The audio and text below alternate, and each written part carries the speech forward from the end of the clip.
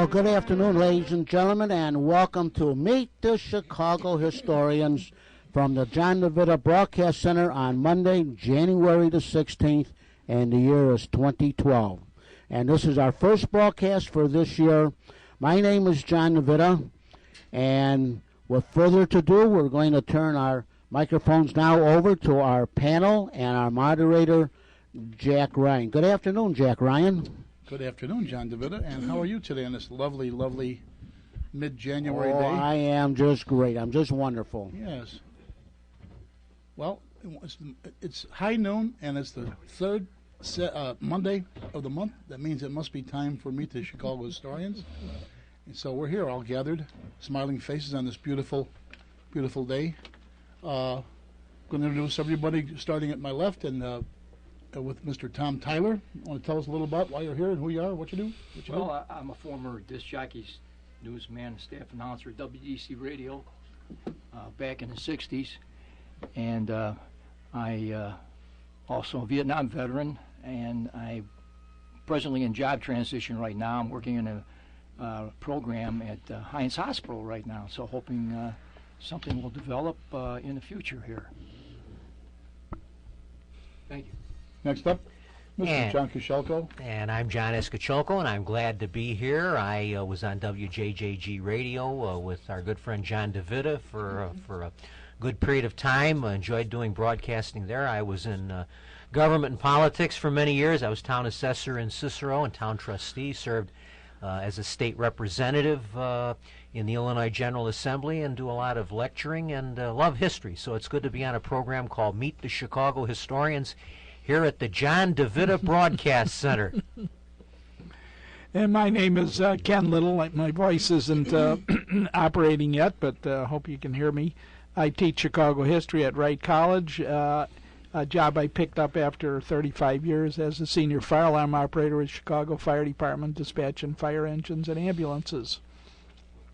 I'm Richard Lang. I've done some history teaching. I am now involved in a group that recreates old radio sketches called Those Were the Days Radio Players. Hello, I'm Jeanette Frontier, and it's been a while since I had to think of what I do or what I did. But at this moment, I am a assistant manager at a country club, and I operate the gun club and the golf end of it and the pool. And I find that very enlightening and exciting. And in my life, I've been a business person and nursing, and I too was on WJJG, had a show called The Last Frontier. Enjoyed it very much, and it's going to be fun being with all of you today. Thank you. And she's a girl, too. our first regular girl member. Accepted. May I say something about Jeanette? Please do. Yeah. This program has brains and beauty, and there's some guys here, too. And who's here? Thank you. And we're a very insightful group. You notice how quickly he recognized the fact. We are on top of the situation. Absolutely. Thank you so That reminds you of No Time for Sergeants when you... She's a woman, the officer, remember? I didn't see no She woman. was a woman right off. You know? Then again, this is a woman's dream, right? Surrounded by 5 men, 6 men, 7 men. Oh, here we go. All for me. By the way, everybody, I was... John Koscielko was on television and radio yesterday on the Bruce Dumont's Beyond the Beltway. That's right. That's right. Oh. I was on Beyond the Beltway yesterday. They did 2 hours on radio from 6 to 8, and then they broadcast an hour of it on Channel 20 at 10:30. Which, isn't enough, but... So sometimes there's a good discussion getting going. He'll say, for all of you who are listening to us on radio, we'll be right back. And even on television, adios, Yeah, right. That's right. Yeah, and I keep forgetting what time it's on. It's on WLS, so it's no... It's an excellent show. 6 to 8. It is. And he usually has a panel of 3. He usually has a conservative and a liberal, or a Republican, Democrat, however you put it. And then usually a third member, usually someone, and last night we had a fellow who was a Tea Party representative, also very conservative. And we talked about all that's going on in politics and current events. But you only had an hour or so. Yeah, right. And some good impressions there too of some presidents. Oh, Yes. he knows that I do. Sideline. He knows that I do impressions, so he always has me at least do FDR. And Right. and last night I did a little bit of John F. Kennedy as well. right. Yes, and the funny thing is that we, well, the funny thing was I going to say, but yeah, you did those presidents, and I liked your Martin Van Buren was pretty good there. I'm holding my Franklin Pierce. That's one of my real clinchers, you know. I do a terrific Franklin Pierce. Who would have been the first president Like to we be all knew recorded? him, huh? Pardon? Woodrow Wilson's voice, or They actually have a recording of Grover Cleveland. There do? is Wow. there is an Heard. old, I think it's an old Edison, probably originally on a spool or something of that sort, but there is a recording of Grover Cleveland saying something like, "Oh no, my friends, we will not go down that road." But yeah, they had actually probably in the 1890s they did Cleveland. but he wasn't president anymore then. No? I'm not sure if it was done while he was, or if it was something he reenacted, you know, because he was Yeah. president and he was out for a term and in. Yeah. But like- he's the earliest president whose voice is on recording. Right. I believe they have recordings of Theodore Roosevelt. But he Yes, was no there's a longer few out president. there. Yes, I don't know about McKinley. I'm not sure because you know Yeah, I haven't heard because him. McKinley is between Cleveland and Teddy Roosevelt, Right. and I've never actually heard a recording of it. I know they have. I think I've seen film of McKinley's funeral. you've seen- they have film that's of right. McKinley's funeral. He might be the first on film. So right, so right. that's there, but Teddy Roosevelt, of course, he had a kind of a high-pitched voice. He talked a little bit like this, and so when I do Theodore Roosevelt, I talk like this: "Bully, we must move forward, and we will charge up San Juan Hill." Like Franklin D. That's a Roosevelt with too much Kennedy caffeine or sound, something. isn't it? Yeah. Yeah. I'm glad you do Teddy, John, because the voice doesn't quite fit the image we have of him. Right, No, right. that's true. The voice doesn't fit. It's kind of like George Patton. You know, everybody everybody Yeah. thinks Patton sounded like George C. Scott, and, Yeah. You got a and high-pitched he voice. didn't. You know, he had a kind of a higher pitched Yeah, voice. higher you pitch know. voice. And Right. the best example of that is Abraham Lincoln. As best as we know, Lincoln had a high pitch, what I always describe as a high pitched, squeaky voice. And so when I do Lincoln, I do Lincoln like this. He kind of talked. As best as we know, Abraham Lincoln probably sounded a little bit like this, and that reminds me of a funny story that Mary told me about down in Kentucky. Yeah, that small town Southern Illinois background yeah, too, which yeah, would contribute to yeah. that, right? And- Had that twang, had that That's kind of right. what he called a Western twang to his That's it. voice. Appellation actually is what it comes from. Yeah. The Scotch-Irish Sure. appellation. Which you go 60 miles south or whatever, and you already got it in Illinois or out. This is true. Seems like no matter where you go, the smaller towns have a little different accent than the big cities anyway. Like south of I-80, something like that. Lincoln There's a used to different say, road you know, out my mother and father were from Virginia. They talk about the first families of Virginia. Well, my mom and dad, they were from kind of the second families of Virginia. But voice is very impressive too, isn't it? I mean, if you don't know the history of these peoples, and one being Abe Lincoln, you do find that you're distracted by the importance of the sentence or the move that he did make, and it's you'll see that in athletics and I'm trying to recall the vehicle department, the head of it. It was Where in Illinois?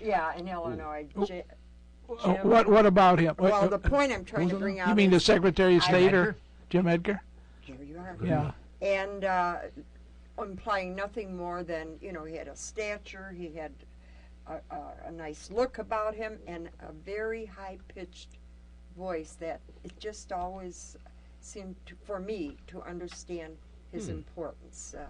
And that's just something you can't help. I mean, it's Yeah, your voice. sure. Yeah. and Your that's background, the part of the country that you Yeah. came you from. are. Yeah. And even Yeah. Kennedy, you know, if you really, the Kennedys, even if you listen to them in the beginning, you would just listen to them What do you until say? you saw their Very simple, importance, you know, with the accent and the New England sound and Sure. Boston, You know, Boston yeah. Irish. Yeah, No, right. They yeah. had a documentary and on I over the used to weekend. call John, you know, Oh, yeah. that kind of nasal tone. Cuba, we must move forward. Right. We Yeah. big up. Huh? Yeah. There We you are. observe today not a victory of party, but a Yeah. celebration of liberty. Yeah. But Yeah. they had a documentary about Herbert Hoover over the weekend, and you see Hoover speaking, and you realize he was dead. I mean, you just Yeah. see him talk, and he's kind of talking here, and he's saying, we must, you know, and FDR. What a says, contrast to "My Roosevelt, yeah." friends," and you just knew that the voice alone, you know, Yeah. he had the misfortune to come along when radio was available, because 10, 20 years earlier, nobody heard presidents. They didn't. There was no radio. They didn't know what people sounded like. John, have you heard any recordings of Wilson? I don't think I ever have.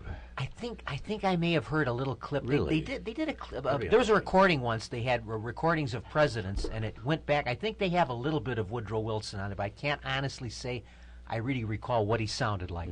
I think we have a snippet of Coolidge. Oh yes, I don't know about Harding. I don't know but about he spoke Harding so either. little it was hard to get him on.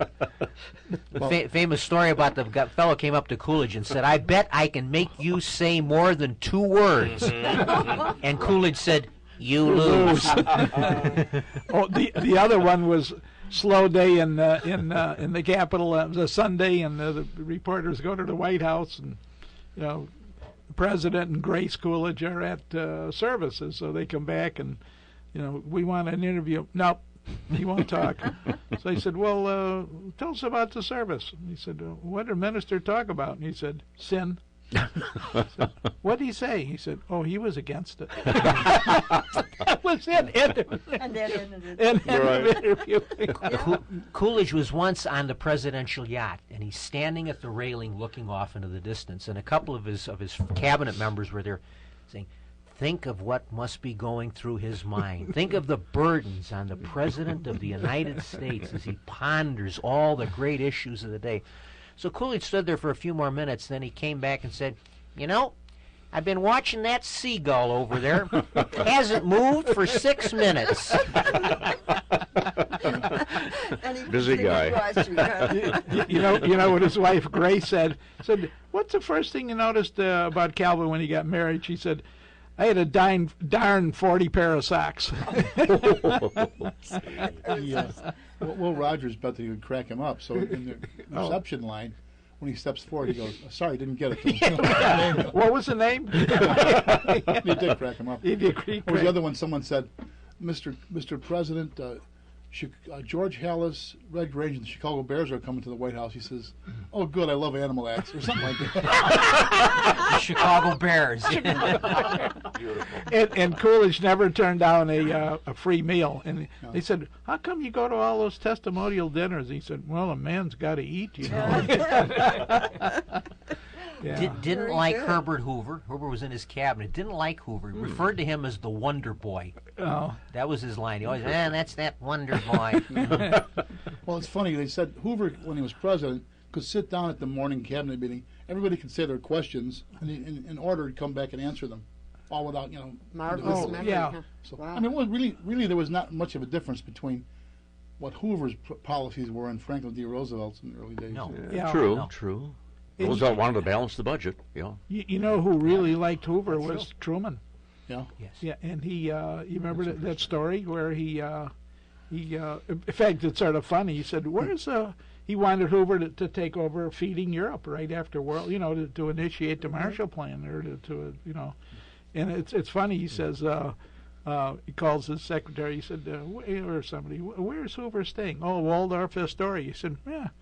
So what's the number there? So he dials a number. He said himself, on a switchboard. A girl answers. Said, "I'd like to speak to," and he always called him Mr. President, Mr. President Hoover. He said, "Who's calling?" He said, "Harry S. Truman." She said, "Who?" He said, "Harry S. Truman." Yeah, that's right, 1600 Pennsylvania Avenue. I'll put you right through. Yes. And he had that personal touch, and Yeah. he always called him Mr. And he said, "You will accept." You know what he told him? He said, "You want to stay in the White House with me? You stay here." Hoover declined. So. Now, yeah. folks, for all of you young folks out there, we're talking about former President Herbert Hoover, not the Not- man Not who the was vacuum the cleaner. subject of the Yeah. recent Clint Eastwood film, Yeah. which I didn't see. Which leads. I was just going to do a little anecdote because Herbert Hoover once was vacationing in Canada after he'd left the White House, and he comes into this little hotel in this little town, and signs the entrance book. The register book, Herbert Hoover, Waldorf Astoria, New York City. And the Canadian says, Hoover? Oh, from the United States. You any relation to G-Man Hoover? And he says, No. He's, oh, you involved with that big company that makes all the vacuum cleaners? No. He's, darn it, here I was hoping we had somebody famous staying in our hotel. Imagine if he said, damn it, the damn. Yeah. By the way, what's the famous story? Harry Von Zell. Yeah, was the I was just announcer. going to bring that up. Oh, yeah. And He had next introduced president of the President of the United States, Hubert Herbert. Hubert Heber. Hubert Heber, yeah. Hubert Heber. Heber. Hubert Heber. It was Harry Von Zell. Yeah, it was Harry Von Considered Right. one of the most Announcer. famous flops or Yeah. bloopers in radio Yeah. history. I think you're Yeah, right. and you got away with it though. I mean, I don't know if it, he had to tell it on himself. Maybe. Yeah, well, it went out live, I'm sure. You know, Yeah. They didn't have delays and Yeah, taping right. and Oh yeah, yeah. all that in those days. It was Yeah. probably right around 1930. He was in I office suppose, till yeah. 32, right? Like, Yeah. like 1930. Yeah. Actually, January of 33 he was in office. Yeah, I remember early television was all live, or a lot of it was live anyway. And you're watching these shows, and these guys would forget a line. Tom, you probably, you were, Oh, yeah. Yeah. saw some of the early detective stories, No etc. doubt about it. Yeah, and then and you can well imagine. In fact, can I tell you a great story? Really, you remember an actress? Boy, by the way, there's a lot of catastrophes and disasters we're talking about here. Remember the gal from Harvey? Her name was Hull. Josephine Hull. Josephine Hull. Yeah. Josephine I think she was Hull. an arsenic and old lace. Arsenic and I think it's the only two movies she ever made. Well, she was a Broadway Played the actress. same character in both. Yeah, won the Academy Award for Harvey. Oh, was she one of the ants or whatever it was? Or? Ooh. Yes, One of yeah, the one of the ants. Anyway, she was in a play. Arsenic and all these. Yeah, in Broadway, on Broadway, and they have it's one of those drawing room farces, and they have a young lady there who's making her debut, and she was very good, and she gets some rave reviews, and it goes to her head a little bit. So they're having, while they're doing the play, all of us they're in a dining room or kitchen or a living room, I should say, with about 5 or 6 people. All of a sudden, the phone rings, and it's not supposed to ring. Nobody knows what the hell to do. So, she trots over there and she picks up just, hello? Yes, she's here. And she hands the phone to this young actress and says, it's for you, my dear. Just to see what the hell, how she's going to get off, Right, right. So, One of the best flubs ever must have been. Everyone remembers Walter Slezak, the character. oh, sure, Oh, sure. yeah.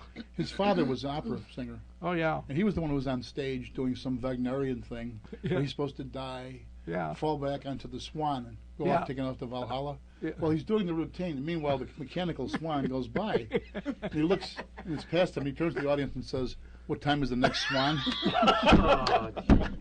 I know. Well, what were you guys? Could you say then? You know? Yeah, I think that Walter wrote a book, and that was like in part of the title. What time's the next one come That by? sounds like something that's made up. you Yeah, know. yeah. The better ones are. This one, yes. No, we talked about presidents, and one of my favorite bloopers is they did a television reenactment of Abe Lincoln in Illinois with Raymond Massey reprising his role as Abraham Lincoln. So they did this on live television in the late 50s. And it ends, of course, with Massey leaving Springfield, the president, to go off to Washington, D.C., and he's on the back of this railroad car, and they have Farewell speech. yeah. farewell speech, the last famous speech that he gave to Springfield. I may not be back here again, and so forth. Very poignant speech. And at the end of it, they have this crowd around him, and they're all supposed to say, "Goodbye, Mr. Lincoln. Goodbye, Mr. Lincoln." Well, one of the young actors in the crowd is Ted Knight, who becomes Ted Baxter, the famous Ted Baxter on the Mary Tyler Moore Show. And he kind of forgets who he's waving goodbye to. And so on live television, he's saying, "Goodbye, Mr. Massey. Goodbye, Mr. Massey." That was Ted Knight. Ted Knight. Ted Knight. Ted Knight. It's beautiful. That one. This is a known presidential thing, but Burt Reynolds was talking about in the early days of television. You had like Playhouse 90 and where some of the other live dramas around every week. Hallmark Hall of Fame, yeah. So he was on he's telling everybody he's going to be on this, I think it was Playhouse 90. And he's supposed to be, it was a bad fire, and he's supposed to be someone who's laying there as a survivor. And Paul Ford, the actor Paul Ford, Colonel Hall for everyone out there in Bill Coe show. And the Yeah. mayor and the music He's man. supposed to be the fire chief. funny. So some reporter is supposed to come by and say to him, "Did any survivors here?" And he says, "Oh, this guy," and he's supposed to talk to him, So the guy comes out, and the reporter says, "Chief, sir, were there any survivors here?" And he goes, "Nope." So he told everybody there's a big chance to say something. Yeah.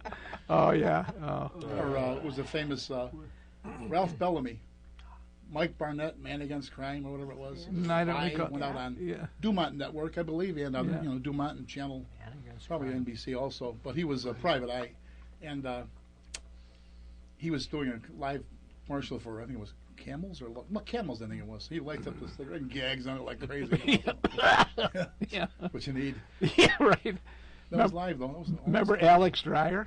Yeah. Man on the go. Man on the go. Alex Dreyer. Alex Dreyer, and he's doing a commercial for Volkswagen, and he said, it's economical and it's very inexpensive, and it seats 4 or something. Then he says, and I couldn't care less because he couldn't fit into it. And we'll be back in a moment. Yeah. He was a big shot in the OSS, Is that right? Office of Strategic Yeah. Services, which predated the CIA. Yeah. Yeah. In those days, they were good guys. Now they're evil guys. All Yeah. the fictional CIA guys are all, they're all like rogues, Yeah. shadow government people. Yeah. But the OSS, they probably saved our. Yeah. The- Major Donovan or something. Wild Bill Donovan. Wild Bill There's a Donovan. new biography of him Is there? out. Yeah. Who's it now? Wild Bill Donovan, the head of the OSS. Was it? He There's a started, new yeah. biography within the last Office year of or so. They Office did a of story. Strategic Services, gang. Yeah, Get yeah. that. Take that down. OSS. Oh, and Alex Dreyer, you see him in some films from Hollywood. He's in Here Comes Mr. Jordan. He's commentating on the fight at the ringside. He's a Oh. video guy. I think I He's in saw some in that, the yes. 30s. I've seen you. Channel 7 runs these RKO pot boilers from the 30s and 40s. Saturday Night Live over Saturday and Friday night, Saturday night, and Sunday. And he was always an announcer or something, but he was Yeah. in them. Yeah. Irv Yeah. Kupcinet moonlighted in a few films like that. He played journalists in a couple of movies where he's there interviewing the prominent figure in the film. So he picked up a few extra bucks doing movies that way. Was it Anatomy of a Murder? I think he might have had a big part, something like that. I think, and there's in one of these political pot boilers in Washington D.C. where he's a reporter. I think it might be Advise and Consent. I think he's in something Advise like and that. Consent. I think it Yeah. might be Advise and Consent where he's there following the senator. He's got his pad in his hand and he's asking questions. Yeah. There's one too of Cecil D. Mill. DeMille. Was that how Yeah, his name Cecil. was? He used to do the productions of Indians or Chariots or whatever. It always was these huge scenes with thousands, I guess, of people Yeah. and horses and getting this all ready. Well, he's got them all set up on like a mountainside, and it's just loaded with every character you'd ever need in this film. And of course, the next cue that he's to give is to point to the cameraman to get this perfect scene. And he talked like me with his hands, and now he gave the signal through his microphone that they should start coming and making that move. And of course, the cameraman was watching this, waiting for that cue, and he was trying to give it to back to the cameraman, and finally he caught it, and the cameraman started recording, and he said in the microphone back to DeMille, "Ready when you are, DeMille." Well, the whole scene had been the thousands of horses had passed, and he said he never came out of the shock of that the expense. Yeah, right. He had to do it. Yeah, Right. yeah. I mean, I hope I portrayed it the way Yeah. it That's could one. have It's come a off. it's a Yeah, famous but story. it Yeah. just took a second. And it took Yeah. a Yeah. fortune to assemble Yeah, all right. these extras Yeah. and horses Yes. and cannons Ready and when you everything. are. Yeah. There was a It big was flub over. on one of Jack Benny's early TV shows involving Frank Nelson, the guy who was off in the clerk. Yes. And he was talking about the famous columnist Dreer Pooson. And this led Jack to crack up and Oh, yeah. fall on the floor and laugh for about 5 minutes. Yeah. That Dreer Pooson line was. I thought it was on the radio. I heard it was. I've seen clips of it on TV too. It might have been maybe a simultaneous They cast or said something. I've seen a Benny film of it. Did not go for ad-libbing at all. You're supposed Right. to stick to Oh, whatever right. was Oh, written. yeah. But this one he fell So, apart.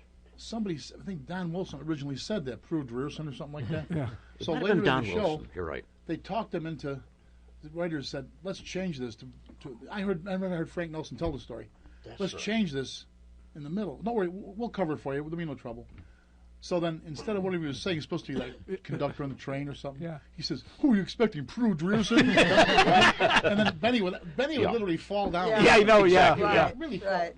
And that Stories was- with him and George Burns, yeah. Oh, Right. that was correct. Yeah. Well, when you were expressing that original shows and that had no script or, improvise, as you say, one of the characters, no matter who it was, would crack somebody up.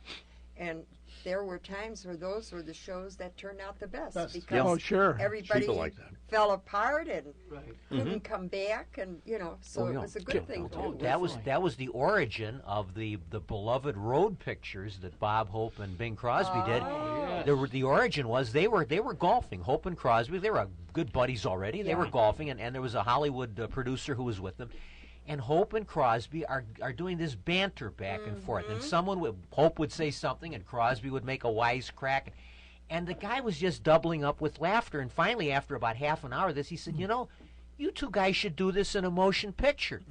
So he got the idea of doing a movie which would be just about them exchanging wisecracks with each other, and that was how they came up with The Road to Singapore, Road and to then Yeah. wound up this whole Yeah. series of Yeah. road pictures, which were Yeah. There were enormous. 5 of them, yeah. Oh yeah, The Road to Singapore, The Road to Hong Kong, The Road to Utopia, Morocco, The Road to Bali. Amazing, Right. isn't it? You remember the in one of the movies they bring out a zombie, and Hope is looking at the guy, and the guy's just standing immobile there, and he says, "What's that? Who's that?" He said, "He's a zombie." He said, "What's a zombie?"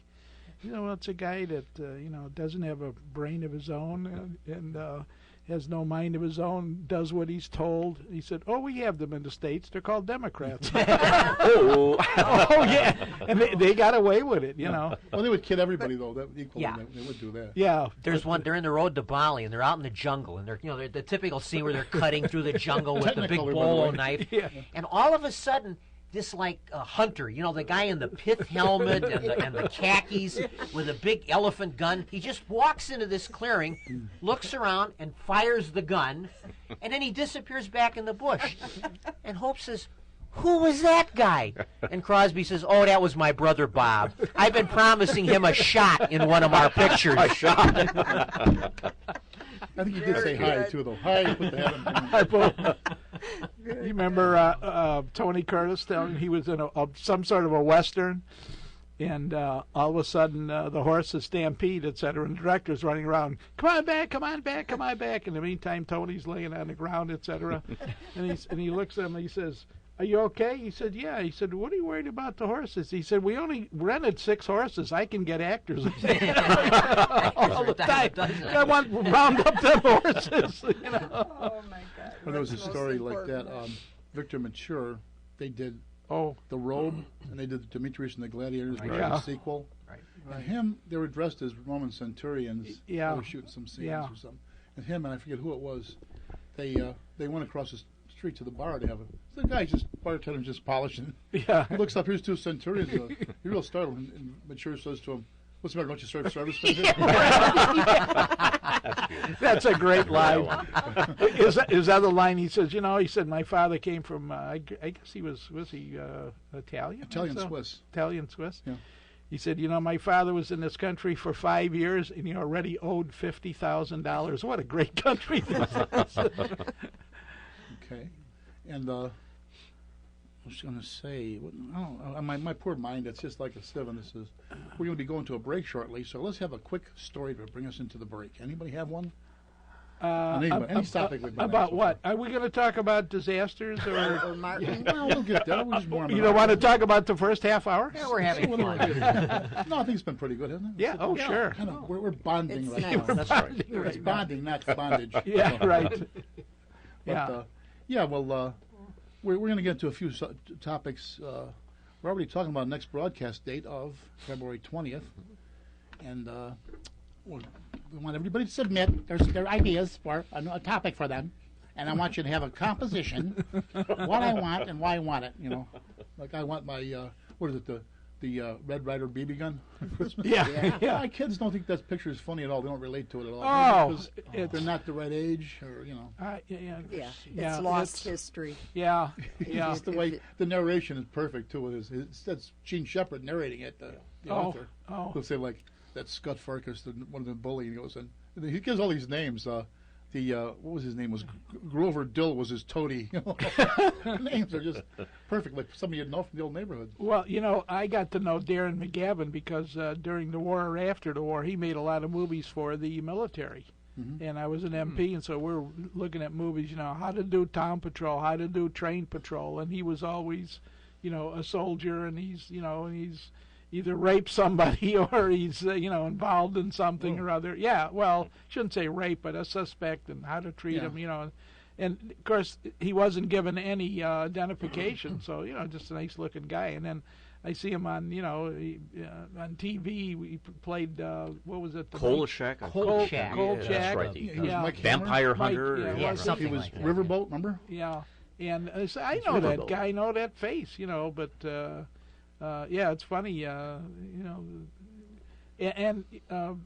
the one of the studios in Chicago, anybody remember Nile Studios? They were in the Harpo building at one time. They made, I guess you call them movies. Like industrial or training? Yeah, films, industrial training Yeah, films I and know- that I know kind the of name, stuff, and so he probably that maybe is where it was made, and you don't think about that, but there's a new tool or a new vehicle or a commercial or something.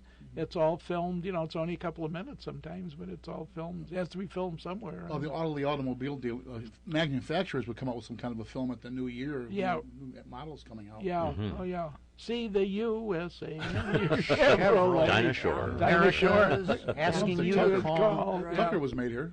Tucker was As made was here. the Checker Marathon, I think. Remember Yeah, Checker they always said the Marathon? problem with That driving sounds a right. checker marathon was if you stopped at a corner, someone would jump in the back seat and say, "Take me to Union Station." Yeah, right. Beautiful. They had extra money that way. Actually, in Camps later all years, around they that. were made in Kalamazoo, but Hertz, Rental, which was the first, I guess, they made their own distinctive cars and painted them yellow, so you could spot them. And in fact, I love looking at old movies where you have an old taxi or Some or- Packards in New York, like in Packard really, and big Dodges, big Yeah. Chryslers, and I really thought, good looking cars. really good looking cars. And I thought, When wonder you where the think- hell those cars are. They're sitting on a back lot somewhere, waiting to. In fact, our fire museum has had a number of one of our members has been in a couple of movies, and but he also, if they're looking for a fire scene and they need what was a fireman wearing in 1955 at a fire, boots and helmet, and leather helmet and all that. And it's interesting when they try to be accurate. When they at least take the time for that kind of accuracy. I belonged to the Civil War Roundtable in Chicago, and we had a speaker several years ago was talking about when they filmed this movie. I think it was called Gods and Generals, and then there was also there were a couple of Civil War films, but in one of them, Martin Sheen had played the part of Robert E. Lee, and they had these historians as part of the staff there to consult and advise them on things. And this historian was a specialist in Robert E. Lee, and noticed that Sheen was there was something that he was doing that didn't fit with Lee, and he politely went over to Sheen and told him that this was his job, and Sheen just cut him off, and Sheen essentially said, I don't care what the real Robert E. Lee said or done. This is my interpretation. Like looking at his wristwatch or Yeah, something. yeah, like yeah, that. yeah. He didn't have a Rolex, Mr. Sheen. I don't recall exactly what it was, but it was something that was not appropriate. Right, But right. Sheen was kind of curt. I mean, he wasn't rude, but he was kind of curt to the effect that well, that may all, but this is not a history lesson, and this is my interpretation. Yeah. So you have this other attitude; they couldn't care less what real history would have said. That this Right. and that's how you. Unfortunately, Hollywood often has given us that version of. I've always wondered when they make these period movies where they come up with all these old cars that you see. There's so many of them out there. Yeah, Temporary be on loan. there's you know. so many of them. There are agencies out in There must be. California There that must they just sort of have these vehicles available and rent them Yeah. for Right. TV. And there's Yeah. these clubs You're around. right. They probably rent them out. These guys. My Yeah. cousin belongs to one. They go on long trips on their old LaSalles or whatever. Yeah, well, every time you see a movie, and if it's somewhat historical, you'll see Illinois film. I don't know exactly what it's called, but the state of Illinois has a a group that encourages, obviously people to come here and shoot movies, and they line up housing and actors. They love Chicago because there's so many small theaters here that they have a supply of actors and vehicles, and they can get anything they want. They're encouraging them, and the politicians are raising taxes and discouraging them going elsewhere. So Yeah. Well, the first Mayor Daley did not want Hollywood That's right. in Chicago. No. They did absolutely nothing to encourage films or television shows. This came up with Lee Marvin and M Squad, which we all remember was set in the city of Chicago. And they had originally intended to do for the Chicago police what Dragnet, what Jack Webb had done for the LAPD, what they were doing in New York with the Naked City. They wanted to do a real on-the-scene program about the Chicago Police Department. They thought they were doing something nice for the city of Chicago, and the Chicago police and Mayor Daley wanted absolutely nothing to do with it. They not only didn't cooperate with them in the filming, they actually sometimes made it difficult for them to film. Because Daley just had the idea that any publicity is going to be bad, that they're going to shaft us, they're not going to make Capone. us. It's going to be all about gangsters image, yeah. and Capone, and we don't even want people to think there is any crime in Chicago. So we don't want a crime show set on that same in note, the city of Chicago. my first year on the job, they shot Gaily here. They started. It was autobiographical about what's his name? Ben Hecht. Yes, Ben Hecht and Ben Hecht, and they actually left because they're getting so much hassle. And they went and finished it in Milwaukee. Right. For the same Wow. reason, so. Yeah. And on that happy note, getting signals, was time and overdue for our first break of the day. All right. You're listening to Meet the Chicago Hysterians. Meet the Hysterians. A historian. The hysterical Herbert. story. Boo-boo. Kind of wondering, did you have the date? You're all so interesting. I find myself listening and not contributing. I'm